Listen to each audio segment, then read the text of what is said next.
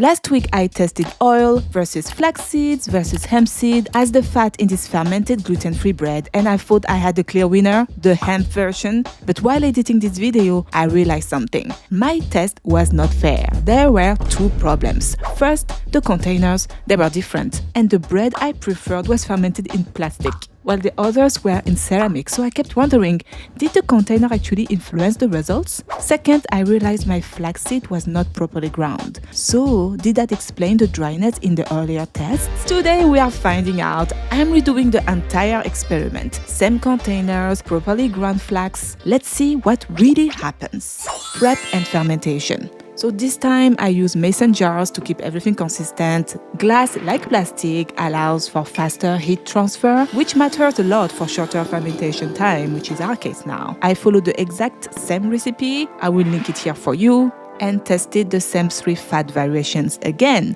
Version A is just oil, version B is a flax egg, and version C is a hemp cream. I will put in the description how exactly I made the flaxseed and the hemp cream. Once everything was well mixed, I let the batter ferment for 12 hours. Fermentation is supposed to be done now. Let's go grab them. And this is how, okay, something's happening. So you see the little bubbles here? This was not there yesterday. And after that, I just shaped the buns. And honestly, I could not believe it. The doughs felt very spongy and almost identical. There was no strong differences. I could feel it. This was a level of fermentation I did not experience with ceramic. And I could also smell it, guys. The smell really stood out. Before, even with fermentation, I could still notice the olive oil smell in the oil version, or the earthy smell from the flax version, or the lentil-like smell from the hemp version. But now, none of that. They all smell more sour, more fermented. Then I bake them for 55 minutes and it's done. Now we just let them cool and then taste. Taste and texture test. Okay, let's start with the texture. As a reminder, before the oil version had a slightly dry crust with a soft crumb, and the flax version was drier overall, right?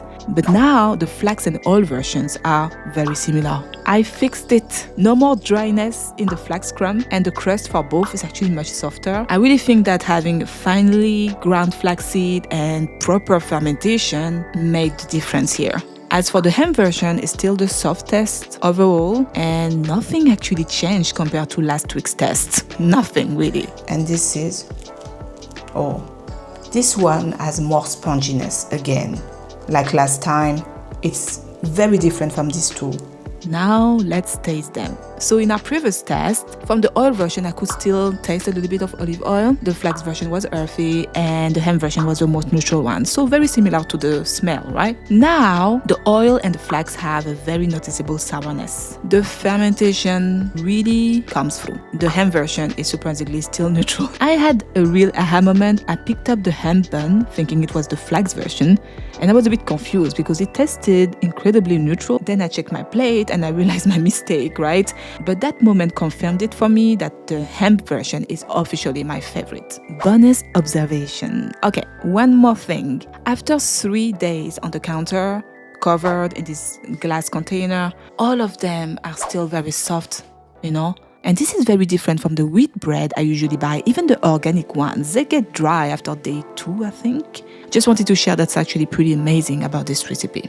Key insights. I don't know for you, but I learned a lot about this test and the previous ones as well, of course. First, the containers did play a role, but not in the way I expected. They actually made the fermentation more efficient. With a short 8 to 10 hours fermentation, heat transfer matters a lot. Glass and plastic transfer heat quickly, while ceramic is thicker and absorbs heat before the dough itself warms up. So by using identical glass jars, the dough reaches fermentation conditions faster, which is why everything now tastes more fermented, except the hemp version. You might wonder why, because I asked myself this question too. The science suggests that it's because the hemp is rich in protein, and according to research, fermentation breaks down protein into umami peptides, which can help balance sourness. I would love to hear from any fermentation experts, food scientists that could eventually confirm this or not. That said, I think sticking to a fermentation window of 8 to 10 hours for that specific recipe is better. Going beyond that, like I did, can lead to increased sourness in the flax and oil version. The hemp version seems to be forgiving, so if you go 11, 12 hours, I think it's still fine. And second, the flax version, so if it's not finely ground, you might still feel it, between your teeth. To be safe, you can even sieve it or use a strong grinder. I'm currently using that tiny mixer, which I think it might be struggling a bit to grind everything evenly, and that's probably the main reason why I could feel this dryness in my previous test, so that's my mistake. Nutrition and cost. Okay, so when you look at the nutrition, the question becomes, what is the point of using oil, really?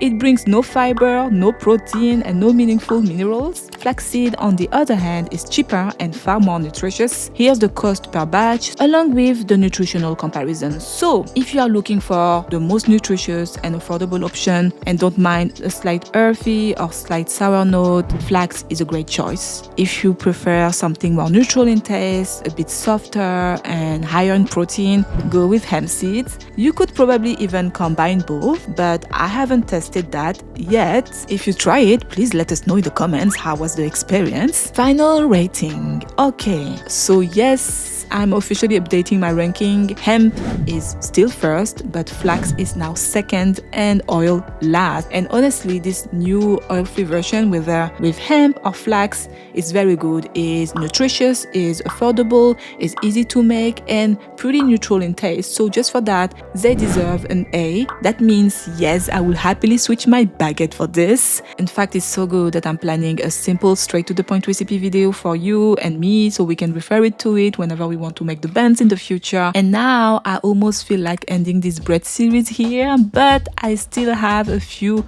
more experiments I'm really curious about. So I'll see you next week where we test another healthier alternative to white bread. Bye!